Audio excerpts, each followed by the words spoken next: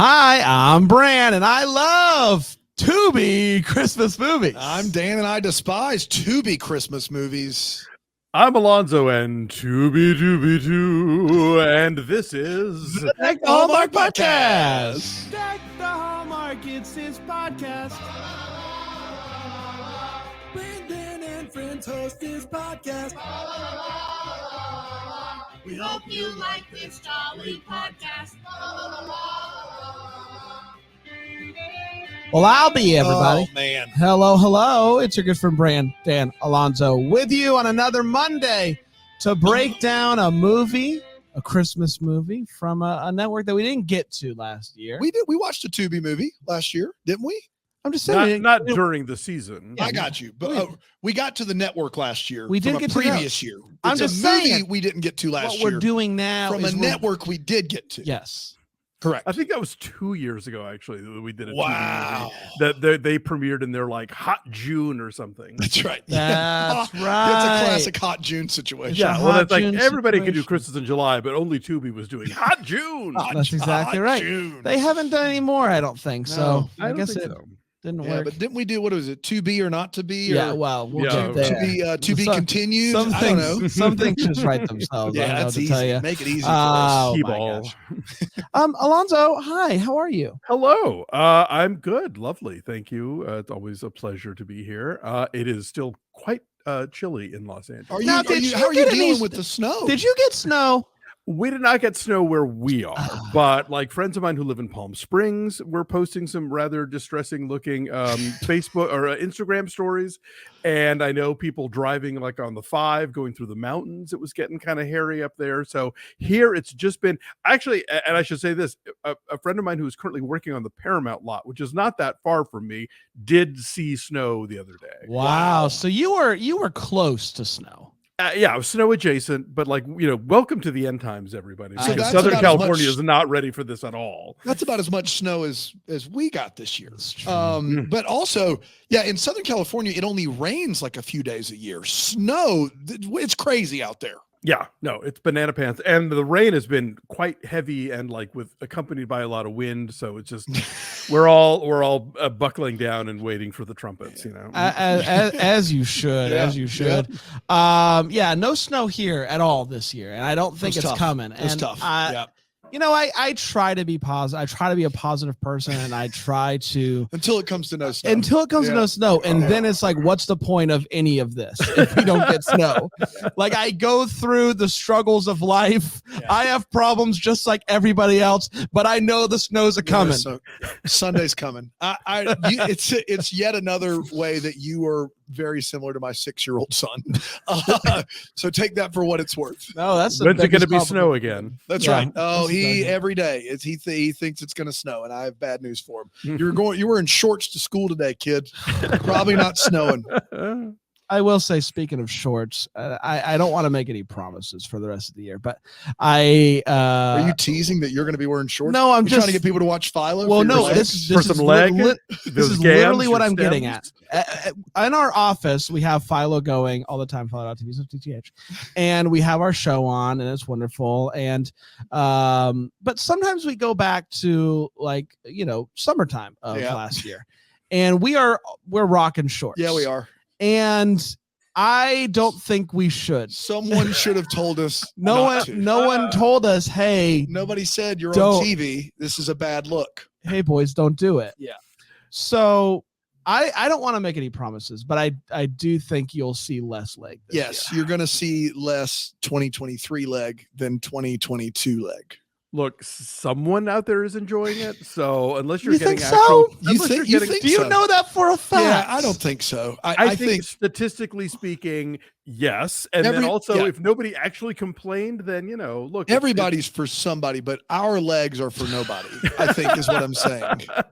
That's what I'm saying. Even our wives would be like, oh gosh, Yeah, like, what are you doing? cover them up. So I just want to apologize, and I will say another reason to sign up for Philo is you will not see our bare legs. Well, here come the emails now with more leg, please. Listen, so I'm this is kind of a humble brag, I think, that's really happening. That's right. Yeah, now. We want people to notice our tone. Don't make us show leg. I had someone in a gas station tell me I had nice legs. That is a true story. In a gas station, a woman came up to me as I'm getting a Diet Coke. I'm wearing shorts. Was it the Sphinx down there? Yeah, it certainly was. Statistically speaking, that person was high. I've been to that Sphinx many times. They had to. There's no way they were not on some sort of something. There's no way they had. No, that's Could you're right. Could I survey some friends and find someone who objectifies Daniel? I bet you I could. Oh boy, let's just not put Could that we? out there. Listen, survey some friends. It's a new podcast we're starting called Survey Some Friends. We're finding the biggest uggos, and we're like, we found someone that will objectify you. You betcha. How many episodes would it take, Dan, for us to find someone? Stop it. We bring it. We have 100 people in a room. We bring them in one by one. No. Lorenzo Lamas comes in with a laser pointer. That reference is great. A Christmas number 1 is the movie that we're talking about today. Now, a Christmas number 2 is a different story altogether. That's on 3B. Oh my gosh. This first aired on the Sky Network in the UK. There were a bunch of Hallmark movies that were a Christmas number 2. This was originally a 2021 movie on the Sky Network in the UK. It made its way over the pond, also known as across the pond. This way, though. You guys get it. It made its debut in the U.S. on November 7th on Tubi, and it went a little something like this. Meg works with musicians and is being sent across the pond that way to work with this popular group. We meet this little British girl. Her name's Nina. But she's got a German accent too. Yeah, she can do both hands. Both hands. Yes. Here comes the cavalcade of brand voices. Knocked. What is knocked? 9. There it is. Night. Guys, that's like what 3 years of high school German will get you. Mixing up. You know what? The word no. You got that out of the deal and lost quinceañera. That's exactly All you right. had to do was take 3 years of Spanish, and you'd have been fine. I didn't. So you know why I picked German, right? It was the class you could cheat in. Yes, you told me this. Yeah. Brain's a cheater. Is it cheating if they let you? I don't know. So we meet across. We go across the pond. We meet Nina. Nina is quite the hoot. She makes videos and whatnot, and she loves her uncle Blake. Blake is a pretty lousy rock band guy who is trying to make it by competing in Battle of the Bands, a Battle of the Band that Meg happens to be at. And he accidentally hits her face with his guitar, accidentally bumps her and spills her drink all over. It's a mess. He comes over after the show to say sorry, and she's like, your band sucks. I'm a big deal. I know. You're awful. You should give up. Nina is a big fan of the group that Meg manages now called Five Together. Five Together. Not Five Forever. It took us, I don't know. Girls Five Eva. I need to watch that. I'm not watching it. It took 9 or 10 times of them saying the band name for us to finally say, okay, we are confident that it is Five Together. But Meg kind of hates her life, hates that group, is not excited about the move. When she gets there, she's told by the record label that the group needs to put out a Christmas number 1. We're only 80 days until Christmas, so she better get moving. We are told very suddenly and without warning, and I would have appreciated a heads up, that Nina she has cancer. Terminal and cancer. Is not going to make it to Christmas. It's just right. They just tell us. And Blake is not handling it well. Nina is like, stop writing your awful rock music and write me a nice Christmas song. So he works really hard and finally comes up with something that he likes, and Nina loves it. Meg has been on the lookout for the She's perfect been on the look. out for the And going to a perfect cook out for the perfect Christmas song for the Five Together band to do. And nothing's good. But she stumbles upon the song that Nina posts on the line and is like, this is the one. So she goes to find the songwriter and is shocked to find out that it is Blake, the guy that hit her with a guitar at the Battle of the Bands that she hated. And he's like, no way, I'm not giving my song to Five Together. But Nina is like, yes, you are. I love Five Together. And Blake is like, okay, I guess we are. But I have one condition. All of the money is going to help with the children's cancer hospital or research of some sort. It's all going to charity is what you need to know. And Nina is like, also, my uncle needs to produce the song. And Meg reluctantly agrees to both of those conditions. So they get in the studio, and Blake absolutely hates what Five Together is doing to the song, and Five Together absolutely hate what Blake is bringing to the table. But you know who ends up not hating each other is Blake and Meg. They go from little, I don't like you, to, do you want to go to a heavy metal concert and spend the night talking and waking up next to each other and doing extracurriculars? I believe the phrase is sexy time. Sexy time. Let's not act like we're not going to say sexy time. Yeah, there's sexy time. We don't. Okay. We assume sexy time because they wake up the next morning next to each other. She wakes up surprised that he is there, forgets that he's there, punches him right in the face. So things are going fantastic. The song is done. Blake finds out that the money is not actually going to charity because the Five Together guys tell him while they are peeing next to each other, as you do. And he gets really mad. He assumes that Meg knew this piece of information. Meg did not know this piece of information. It's what you call a classic misunderstanding. He gets home and his female bandmate is there. She's sad after a breakup. He lets her spend the night there. Meg comes the next morning, and guess who opens the door? It's that woman. And she's You don't know her basically, name, I don't do know you? her name. Does anyone? Katya, I think. Katya. Can't believe I forgot that. Katya. So Meg assumes that Blake has moved on. Candy. Sorry, I was wrong. Candy. Candy. Katya. Candy with a K. I do. Yeah. Katya. Yeah. Candy. Hot toddy. What's that? Hot toddy. Not today. Today's not the day. All right. I'll be in my booth.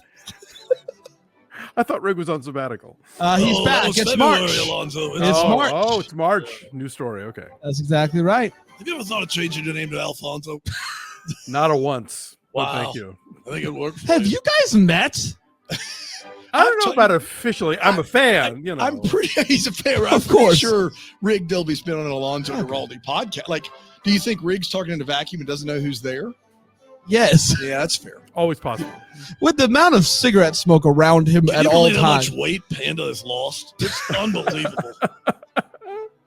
Uncanny. It's like Pigpen over here.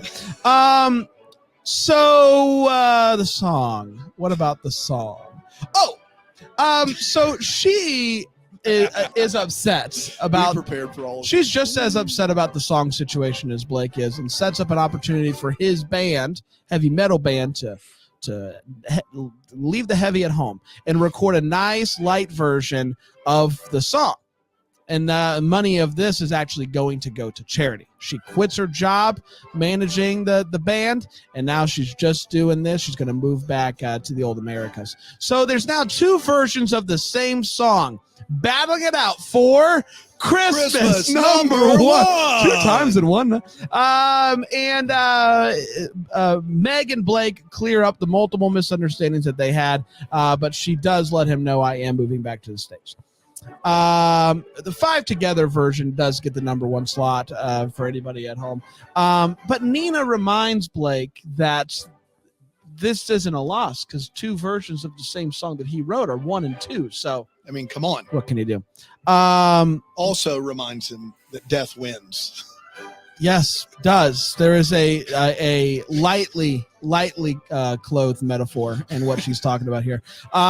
Nina does pass away. Where we go to the funeral, they sing the song. He sings the song. Blake, who hasn't really sung all movie long, finally sings the song, and we head back the other way across the pond, where Meg is, and Blake shows up at this open mic, sings a song all about her, and they go outside and they kiss, and that, my friends, was a Christmas #1. We did it. We did do it, everybody. Yes. Let's take a quick break. We'll come back and we'll break this movie down even more here on Deck the Hallmark.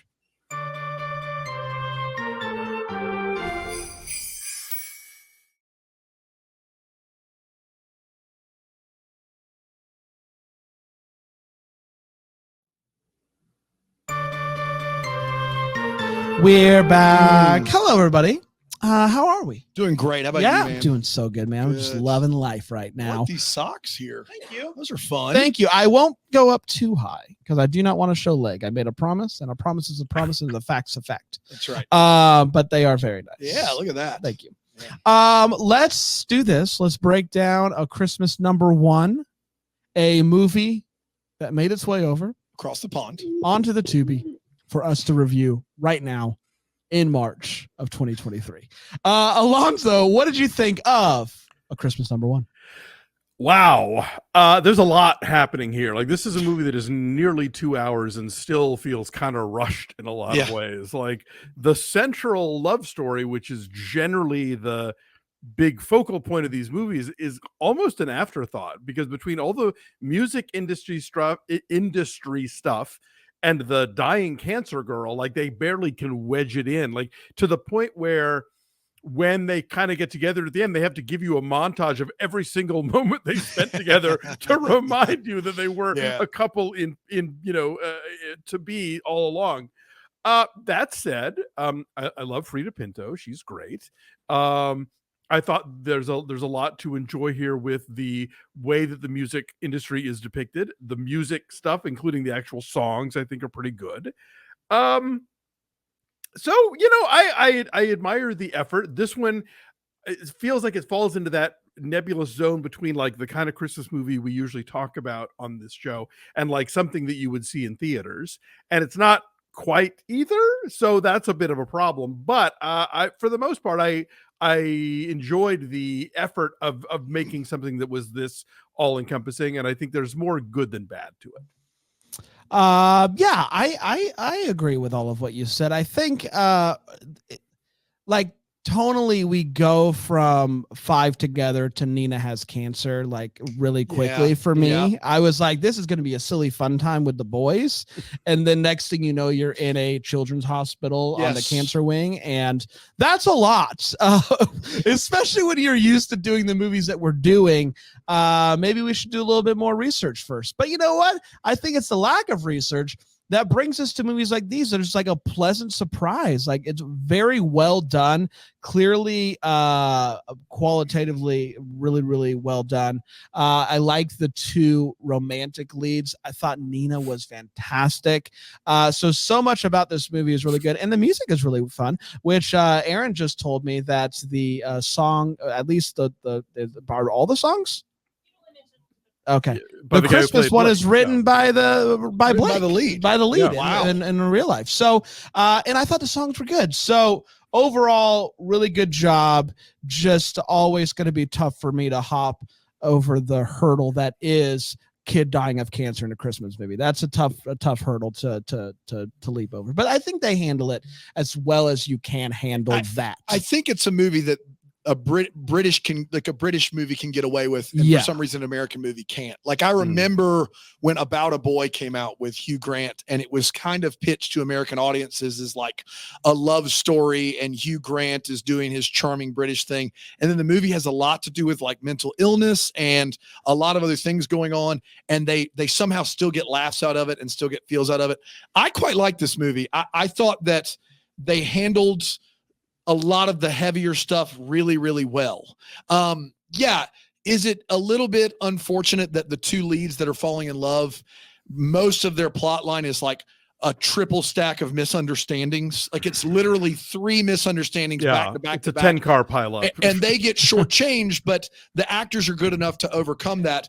The song is great. The kid Nina is wonderful. It never gets, in my opinion, schmaltzy, like where you're just like manipulated into having feelings. So I thought that all of that was handled with aplomb and really, really well. And so, yeah, I liked it a lot. I liked it more than most of what I saw from like Hallmark and Lifetime and whatever last year. But it does fall in this weird category of better than TV movie, not good enough for the big screen. And so that kind of makes it wear a little weird. But as a movie, if I'm comparing it to the 83-minute joints that we get, 200-300 of, yeah, give me this. Like this had some teeth to it. It had some real heart, and I enjoyed a lot of it. So yeah, The 2 hours felt good. It felt like hour 52. I feel like maybe we could have backed off on a couple misunderstandings, and you could have maybe got that thing in around an hour 40, hour 45. But yeah, there's a lot going on here, to Alonzo's point. You got recording the song, you got the kid, you got the couple. So I thought they did it, and it felt like a grown-up movie. It felt like a movie for people who have heard cuss words before. So that was nice as well. Yeah. Let's talk about the feels, Alonzo. Well, my first feel was, ooh, a movie with Debbie Mazar. I'm so excited. Yeah, And then we never see her again after the credits. Oh, she's on the phone. She's on the phone once. Oh, true. End, Yes. yes. Okay. Yeah. There's a quick glimpse, but I was like, I wanted more Debbie Mazar. Yeah. As ever, got to point out the Nina's moms, because again, we live in an era where to put this kind of thing into like Hallmark movies, which they are doing more and more, there's a section of the fan base that's going to get real angry about it on Facebook. So I just got to always salute that sort of thing. I really enjoyed the montage of bad Christmas songs of the auditioners. I thought that was quite funny. I really liked Nina's explanation of what makes a great Christmas song.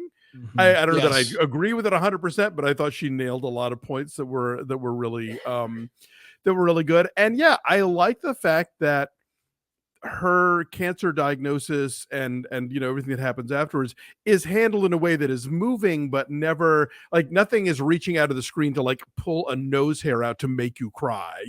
Like they trust that the you like this character, the situation has enough weight to it that they don't have to overplay it, and they don't. And so hooray for that. Yeah. Mine are the 2 instances where Nina makes the video, the vlogs about like the list. So the list of what makes a good Christmas song, and then her like rules for life. I thought both of those, and the way that they package it together, they have like fun animations and stuff like that. That, I don't know, it was really unique and cool and well done. And it felt like something authentic to what a teenage girl would make if she's trying to like vlog it. So it felt good, it felt right, and it was sweet and charming. Yeah, so there's a lot of moments in this movie that work. There's some funny stuff, like when somebody storms out, somebody hits a really low note on a piano, and you think it's the soundtrack, and you pan over, and the guy's like, "This piano sounds great," like stuff like that. It's really, really funny. The song at the funeral, they nail that. But I feel like this segment, it deserves for people who are listening that have not seen this movie to hear, to warn them, but also to applaud what this movie actually tries to tackle, which is they show you the progressive sickening of a child and the child passing away during Christmas time. And so that's heavy stuff. And the thing about Christmas is that a lot of people have lost loved ones around Christmas, and it's a tough time for a lot of people. And on Hallmark, we typically see that in the form of grandma already died, or, or something like that. The first Christmas after. That's right. To see that with a child, and to see that happening in real time, and for it to still give you Christmas feels, warm fuzzies, I think that deserves a tip of the cap, because I honestly was very, very impressed. I couldn't believe it. As soon as we found out that she was terminally ill, you're like, oh, they're going to do this. They're going to the rest of this movie is going to be the next 90 days, and then she's not going to make it, and you're going to watch it as a Christmas movie. That is a really high degree of difficulty. And so I do want to acknowledge that it's a high degree of difficulty that they handle really well, and that was a very authentic feels for me. Yeah, a lot of movies will give you like dying mommy at Christmas time. That's become kind of a trope almost. Sir, I want to buy these shoes. Thank you. Yes, stepmom, family stone, the Christmas shoes. But yeah, for a kid, that's like far more challenging, and they really do make it work. Yeah. Let's take a quick break. We'll come back with the wait, what, and the to be continued. Yeah, sure. Here on Deck the Homework.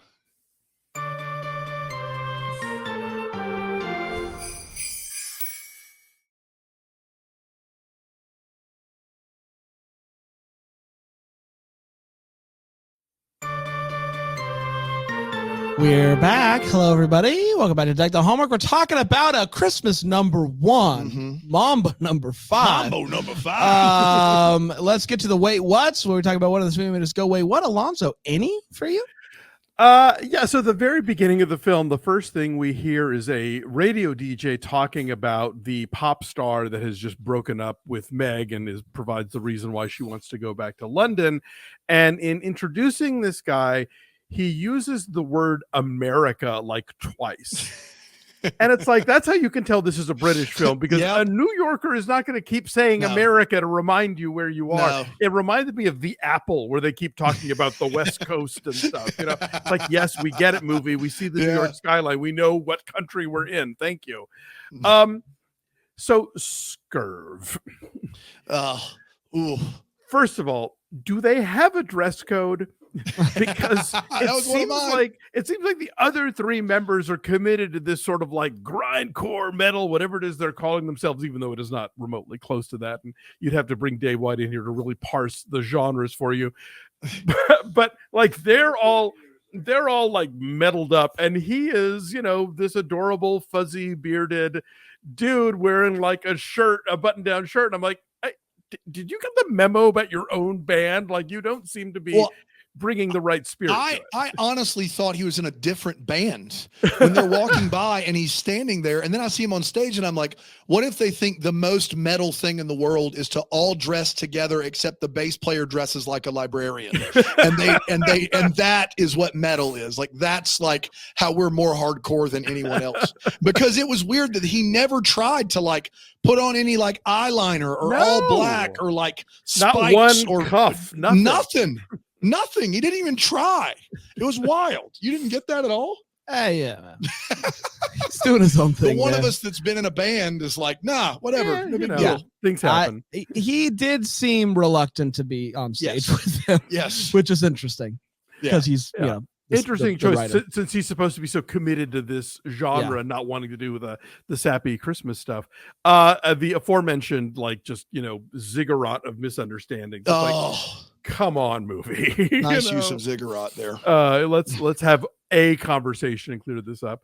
And then I was kind of surprised that even though Meg and Blake have their misunderstanding breakup, she doesn't come back for Nina's funeral. Yeah. I could believe that.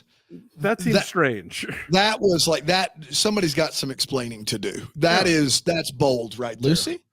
Lucy even probably. Wow. Yes. I've got a few. One, I gotta be honest. If you know somebody who is moving to a new town or a new continent, even. I gotta be honest. There's not a worse thing that you could do for that person than on their first night there, taking them to a battle of the band. Guys, I've done some battle of the bands. A good one doesn't exist. That's right. And that's just dicey on the best night. You're not being a good friend. That's that is cruel and unusual punishment. Welcome to the British. During the day, do they take you like to the DMV? What if we go to the DMV and tonight battle of the bands? I can't. Yeah, that's just awful. Let's talk about this weird recording studio that they're so the people that are bringing their Christmas songs that they want to show off are like down in a bunker somewhere, and the record label guy and Meg are way up here. What was that? Never seen anything like I've never seen anything like that before. The label exec wants to look down on people. Apparently. That was wild. I mean, clearly it seemed like that's what it actually was like as a space. So I want to know, actually, I guess that's maybe a Tubi, whatever, anything. Blake, you got to stop lying, because throughout this movie, you say that you don't sing. You tell the guy in your band that he's a better singer than him, and it's just false. It's just false. Blake, believe in yourself. You got the best voice out of the bunch, buddy. Come on. Don't make me sing. That's the only time I felt manipulated all movie, was when that guy keeps saying that the other people are better singers, and then you hear him sing and you're like, come on, man. Yeah. Like, that's ridiculous. And last but not least, the band's is Scurvy. Scurv. Okay, not Scurvy. Anyway, Scurv. Maybe it's S-curve, like one of them has scoliosis or something. Yeah. Shout out. You can't put this Christmas song out under your name. Because this is a classic rope-a-dope where you hear a song on the radio and you're like, oh, I can't wait to listen to their what album. else have they done? And the rest of their album's completely different. Yeah. They made like one radio-friendly song. For Sugar Ray. I wanna be very clear. It worked Go for listen to Sugar. that album. You will be shocked. This is a perfect example. Dude, if you you go pick on and up- you're like, is there everything else like early Sugar Ray? Is it a lot like Fly? No. Fly isn't. Fly is a bonus track on Sugar Ray with a bunch of rap metal songs on it. Awful. They're terrible. It's the exact scenario here. It's the exact scenario. In the 70s, there was a group called the Climax Blues Band, and I don't somehow think they should have. one of them like wrote this really goopy love song called "I Love You" that became a giant hit, and everybody else in the band hated it and refused to perform it live. It got very like complicated, but like that's their biggest hit. And you've heard this song, believe me, it's one of those 70s soft rock songs you've never been able to escape. You know, and yeah, but it's the complete antithesis of everything else they ever recorded. But this song makes it to number 2 on the charts, and they can't play that at a show, right? No, they got to change their whole style. You should have just done it as a different group. Yeah, you made a mistake. This is a mistake. Dan, how old are we to believe Nina is? Like 10, 11, 12? Yeah, 12ish. I was thinking. Yeah. I get I get wanting to treat that situation well, and I get an uncle who's out of tune with everything but loves his niece, and I also get him agreeing to write her a Christmas song. But playing a song for your terminally ill 12-year-old called God Killer is a move that I don't believe our lead would do. I can't believe he would write a song called God Killer for his niece. Go ahead. Okay, but I think the idea is like he's furious at the fact that his beloved young niece is dying of cancer. And so I think he's putting out all of his rage, thinking that maybe she's angry at the universe. But that's the song you write for you. That's not the one you write for the terminally ill niece, right? Fair, agreed. Yeah. Yes, but I would believe he would write it though. The only they clearly only had the budget for one bar set, because every time they go to the bar, it is the bar. It is the only one that's always there. Battle of the Bands after a concert, after recording. Everybody one bar knows your name. One bar, one you pick sound. your pub, and that's your pub. Man. You pick your pub. That's what you do. The only what of the movie plot wise is that Frida Pinto's character and the head executive, his last name is Cocksmith. These two, they both meet in a room. Baby. They both meet in a room, and they're like, "Man, I can't wait to hear this song." And the other one's like, "Well, you've already heard it." And they're like, "You sent me an email." And the other one's like, "No, you sent me an email." And then it turns out that the band members of Five Together, who can't probably spell together, they're all so stupid, somehow they hacked both of those email accounts and sent an email to the other one saying they had a great song. What? No. Well, how did that happen? Maybe the intern helped them. The intern must have, been on their side somehow. That was a what I could not get past. That's all we got. Fair. Yeah. It's time for To Be Continued. The part of the show. To be determined. I Sorry. heard from Brian in the other room. To be determined. Well, pick your poison. I don't care. Basically, we just want to know what's going on. Alonzo, what are you still wondering about? Okay, so Blake, the whole movie is about like, no, man, I'm all about my grindcore. I'm not here for this, like, hearts and flowers nonsense. I don't want to do this Christmas song. I'm here to shred. And can somebody get that clip? Like just after he says, I play, want because just like I'm all about my grindcore. I'm not here for these hearts. Just let me shred. Can we please in a vacuum get that clip? Because here's the and thing. literally play it everywhere. I've been trying to all the convince time. people that this is what Alonzo actually talks like. In the Famous Artwork. So the fact that we finally got it recorded is just really I nice. just want to shred, man. Man, I can't wait. Somebody, we got people out there. Clip it. You got it. I've blown my cover. Anyway, but the fact that by the end of the movie, he is clearly willing to become the next John Mayer because he has a whole new goopy love song to sing at Meg, and the song is fine. Yeah. But it's just like, what about before when you were like, wanting to, set the amps on fire? I don't know. But yeah, so I would like to know a little more about that musical evolution. Yeah. I would like to know if both of the versions of the Christmas song, does it have legs for multiple Christmases, or does one of them does the 5 together one ultimately take over as the one that gets played? Because the other one made it to number 2. It's not nothing. So is it one of those things next Christmas? Are they playing both versions of those in rotation? Yeah. And I was the guy in the movie watching it with Bran, and if it wasn't for Nina's heartfelt speech, I would have really hammered this wait what home. Like, there is no losing there. Like, they're trying to build up fake tension with like, is it going to be number 1? It's the same song, guys. If you're 1 or 2, he wrote both of them. The notoriety is there. The money, okay, maybe a little bit different, but the notoriety is there.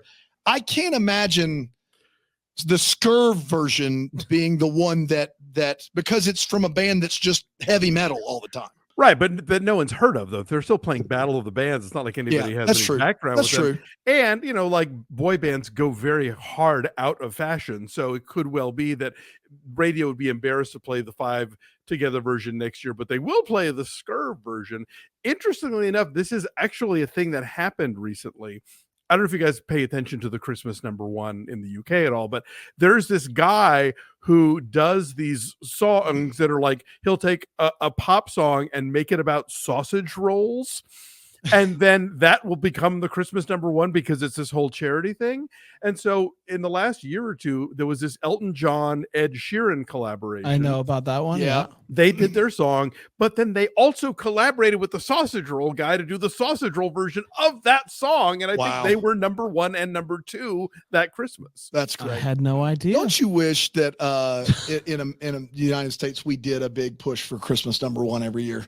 That's all you care about. If there was people actually trying to make like one good Christmas, it's like Eurovision, man. Like, it's freaking Eurovision's awesome. Why we missed all the good stuff? I don't know why we're out of that. Why are we acting like we're missing out on a lot of solid stuff. Yeah, that's all I'm trying to say. Yeah. There's so much Sausage pop culture rolls that we're being deprived of over here. I do know that there is kind of because Billboard now has a Christmas chart. Right. There is kind of a fight every year, but it's sort of like Mariah versus Kelly Clarkson. Yeah, it's the same song. About, what? Yeah, that's the thing. Yeah, it is always the same old. So why aren't we doing a charity thing? We should be. We should write a Christmas song. Guys, are we doing it this year? Let's do it. Let's do it. Is it Christmas yet? Yeah, bring it. Or when's it going to be Christmas? Sorry, I got my title. Someone write it down. When's it going to be Christmas? That's you. Look, you call the song that. It's right there, everybody. You see that? Yep. Great. That's good. The B side is "I'll Be Home for Christmas" movies. Oh, come on! It writes itself. I had one more. It was real quick. At TV at the end, there's a news like TV program shown. At the bottom, there's a scroll, and it says that the Gatto family Italian restaurant chain sells for $1.2 billion. Wow, that's what it says. So that is an Italian restaurant right there. Oh, $1.2 billion. The Olive Garden sell at Gatto, your family. Yeah, no kidding. That's run by the mob. 1.2 bill. Fantastic. Holy cow. Good for them. Yeah, they did it. Good for them. No laundering at all. No. If somebody wants to buy Deck the Hallmark for 1.2 bill, we'll have to talk. Give us a shout. Happens. Yeah. Operators are standing by. Yes. Another one in the books. Next week, we're going to be going to a Discovery Plus original movie Ooh. called A Gingerbread Christmas. Oh, I okay. bet there's some sort of gingerbread competition. I don't know. And some kind of Discovery Plus spokes celebrity. I believe there is showing a up. Food Oh, Network tie-in there, I believe. Good gracious. Can't wait for that. And until then, may we be the first to wish you a Merry Christmas. Deck the Hallmarks of Bramble Jam podcast is produced by Aaron Shea. For more information on Deck the Hallmark, you can go to deckthehallmark.com. For more information on the Deck the Hallmark family, you can go to bramblejamplus.com. Deck the Hallmark is presented by Philo TV. For a free trial of Philo, go to philo.tv/DTH.